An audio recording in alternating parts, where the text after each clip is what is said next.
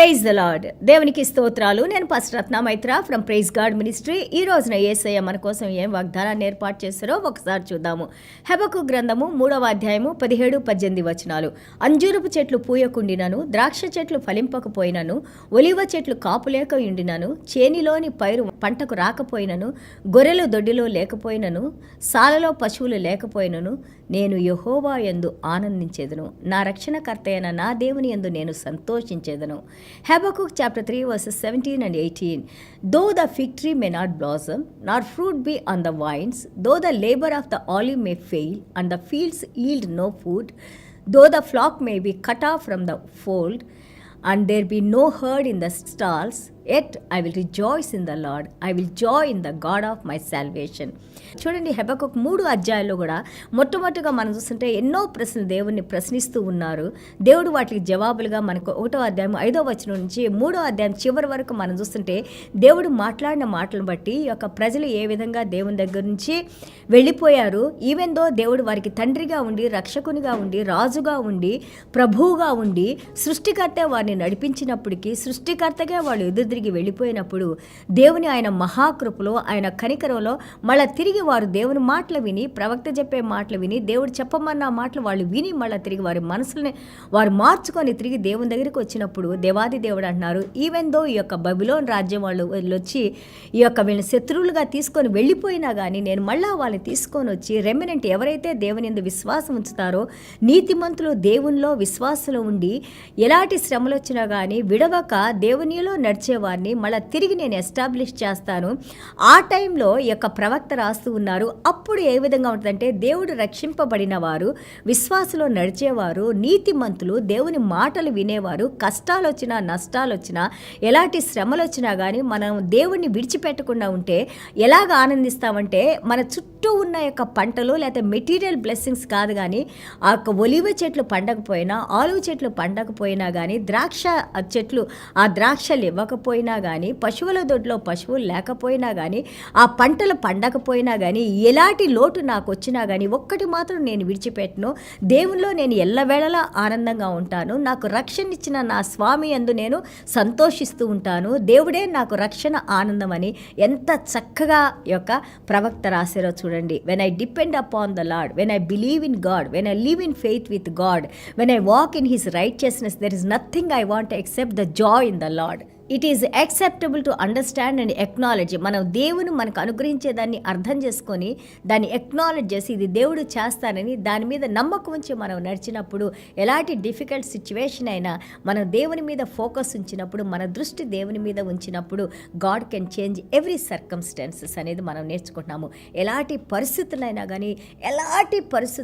కానీ for a fraction of a second, ఒక్క సెకండ్లో దేవుడు దాన్ని మార్చివేసేసి నడిపించగలరు. ఇది మనం లోపల ఫీలింగ్స్ కాదు కానీ పరిశుద్ధాత్మ దేవుని యొక్క కార్యాల గురించి మనం మాట్లాడుకుంటా ఉన్నాం. మన ఎమోషన్స్ కాదు, మన ఫీలింగ్స్ కాదు, దేవుని కార్యాలు, దేవుని యొక్క సత్యమైన వాక్యం మనల్ని నడిపిస్తూ ఉంది. హెబక్కుక్ స్టార్టెడ్ విత్ అ క్వశ్చన్. హెబక్కుక్ గారు ప్రశ్నలతో మొదలేశారు. దేవుడు ఇక్కడ ఆయనకి జవాబులు ఇస్తూ ఉన్నప్పుడు, ఆ జవాబులు వినినప్పుడు, దాని యందు నమ్మకం ఉంచినప్పుడు, విశ్వాసం ఉంచినప్పుడు, దేవుడు చెప్పిన మాటలు ఈ విధంగా నడిస్తే ఏ విధంగా ప్రజలు ఉంటారని ఇక్కడ హెబక్కుక్ గారు రాస్తూ ఉన్నారు. సో గాడ్ స్పోక్, దేవుడు మాట్లాడారు ఒక మనిషితో. అలాగే he gave visions, he gave instructions, ఏ విధంగా నడుచుకోవాలో తెలియజేశారు. అలాగే ఫ్యూచర్ హోప్, ఏ విధంగా క్రీస్తులో మనల్ని నడిపించబోతున్నారు ఇక్కడ మనకి హెబక్కుక్ గ్రంథంలో మనం చూస్తాము. And also receive it with patience. మీరు తొందరపడవద్దు, దేవుని కొరకు వేచి ఉండండి అని అంటున్నారు. ఇట్ విల్ హ్యాపెన్, ఇది జరుగుతుంది. బికాజ్ దేవుడు మాట్లాడారు కాబట్టి దేవుడు మాట్లాడిన ఏ మాట కూడా వ్యర్థం కాదు, తప్పకుండా కార్యాలు జరిగిస్తూ ఉంటుంది. 2:14 మనం చూస్తే లివ్ ఇన్ గ్రేట్ ఫెయిత్, ఆ యొక్క గొప్ప విశ్వాసంలో జీవించమంటున్నారు దేవుడు. Because living is the result of doing right. Live అంటే the just shall live by faith అన్నారు కదా. లివ్ బై ఫెయిత్ అంటే జీవించి ఉండటం అంటే ఏంటి, ఎలాగ జీవించాలి మనము విశ్వాసంలో జీవించడం అంటే ఊరికే టైం అయిపోవటం, 24 గంటలు అయిపోవటం, నేను విశ్వాసంలో ఉన్నాను అంటాం కాదు. ఏమన్నారంటే living in the result of the doing right, సరైన పనులు చేస్తూ, మంచి పనులు చేస్తూ, దేవుడు చేయమన్న పనులు చేస్తూ దేవుని యందు విశ్వాసంలో ఉండమంటున్నారు. చాలాసార్లు మనం ఈ మాట మాట్లాడుకుంటున్నాము, లివ్ బై ఫెయిత్ అంటాం. ఆ లివింగ్ అనేది క్రీస్తులో మనం జీవించి ఉండాలి, క్రీస్తులో మనం నడుచుకోవాలి. మారు మనసు పొంది మన పాత జీవితానికి స్వస్తి చెప్పి క్రీస్తు చేయమన్న పనులు చేస్తూ రైట్ థింగ్స్ చేస్తూ మనం జీవించినప్పుడు అది లివింగ్ అంటారు. దేవునికి స్తోత్రాలు. ఆమోస్ 5:4 మనం చూస్తే సీక్ మీ అండ్ లివ్ అని ఉంటుంది. నన్ను వెతికి మీరు ఎవరైతే నా దగ్గరికి వస్తారో వారు జీవించి ఉంటారు అని అంటారు. ఎందుకు? వారిని దేవుడు నడిపిస్తారు. ఏ విధంగా మనం జీవించాలో దేవుడు మనకి తెలియజేస్తారు. అండ్ ఆల్సో ఆమోస్లో అంటారు సీక్ గుడ్ నాట్ ఈవిల్, మంచిని మీరు వెతకండి. ఆ యొక్క సాతాను క్రియలు కాదు, సాతాను పనులు కాదు, ప్రపంచం కాదు. ఆమోస్ 5:16 మనం చూస్తే హేట్ ఈవిల్ అని ఉంటుంది. ఆ యొక్క చెడుతనాన్ని మీరు ద్వేషించండి, మంచిని మీరు పొందండి. లవ్ గుడ్, ప్రేమను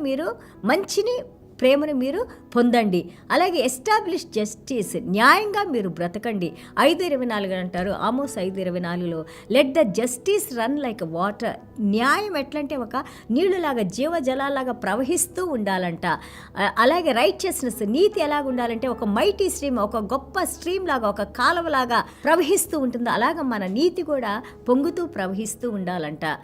చూడండి, సామెతలు 9:6 మనం చూస్తే దేవుడు మనకి అడ్వైజ్ ఇస్తారు, సలహా ఇస్తున్నారు, సజెషన్ ఇస్తున్నారు. ఫోర్సేక్ ఫూలిష్నెస్, బుద్ధిహీనత, బుద్ధిలేనితనాన్ని వదిలేసేయండి. And leave go in the way of understanding. అర్థం చేసుకోగలిగిన హృదయం కావాలని ఆ మార్గంలో మీరు నడవండి. ఏది అర్థం చేసుకోవటం? వాక్యం అర్థం చేసుకొని దేవునిలో నడుచుకోవాలని, దేవుని మార్గంలో నడుచుకోండి అంటున్నారు. అలాగే సామెతలు 4:4 మనం చూస్తుంటే సెక్యూరిటీ ఇన్ గాడ్లీ విజ్డమ్, మనకు కావాల్సిన ప్రతి భద్రత కూడా దేవుని జ్ఞానంలోనే ఉంది. ఇది నేను ఎప్పుడు మీకు చెబుతాను.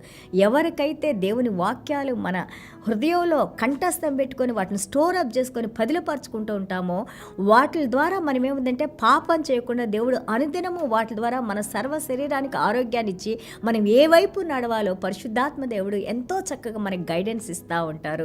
Let your heart retain my words అని ఉంటుంది. మీ హృదయంలో నా మాటలు పదిలపరచుకోండి దేవుడు చెప్తున్నారు మనకి ఇక్కడ. అలాగే రైచియస్ పర్సన్, నీతి కలిగిన వ్యక్తి, ఆయన ఎలాగుంటారంటే ఇన్ హిస్ ఫెయిత్ఫుల్నెస్ బిలీవ్, ఆయన యొక్క విశ్వాసంలో దేవుని యందు నమ్మకము, అలాగే దేవుని యందు విశ్వాసము, కన్సిస్టెన్సీ, అది కంటిన్యూస్గా చేస్తారు. ఒకసారి చేసి ఒకరోజు ఏదో సంతోషంలో నడుస్తాం, మేము దేవుళ్ళలో నడుస్తాం అని పొంగిపోవటం, రెండో రోజు కింద పడిపోవటం, అలా కూడా దేవుళ్ళలో నడవంటే ఫామ్నెస్, స్టిల్నెస్, నేను నడవాలని నిర్ణయం చేసుకునేటప్పుడు ఆ క్రమశిక్షణలో ఆ మార్గంలో మనం నడిచినప్పుడు God is saying that you shawl live, నువ్వు జీవించి ఉంటావు. ఎందుకంటే దేవుని మార్గంలో నువ్వు నడుచుకుంటున్నావు, దేవుణ్ణి విడిచిపెట్టలేదు, దేవుని వైపు వస్తున్నావు నువ్వు.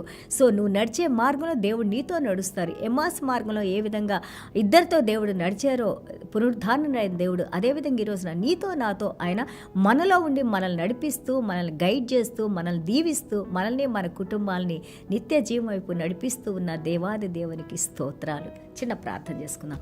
యేసయ్యా మీకు వందనాలు, స్తోత్రాలైనా. Thank you Jesus for your word Lord Father God. అవును నాయనా ప్రభా, ఎంత అద్భుతంగానైనా ఇదిగో నాయనా ప్రభా, మీరు మాతో ఉంటే చాలు నాయనా ప్రభా. మీ వాక్యంలో ఉన్న ఆనందము, పరిశుద్ధాత్మలో ఉన్న ఆనందము, క్రీస్తులో ఉన్న ఆనందము నాయనా ప్రభా.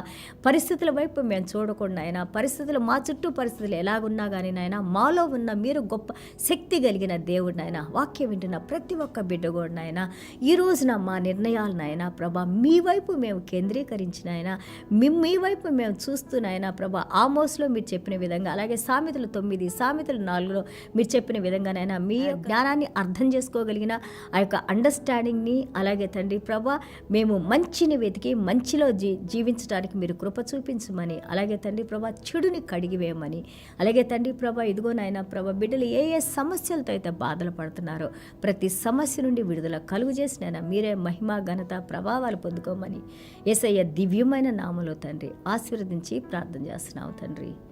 Amen. God bless you all.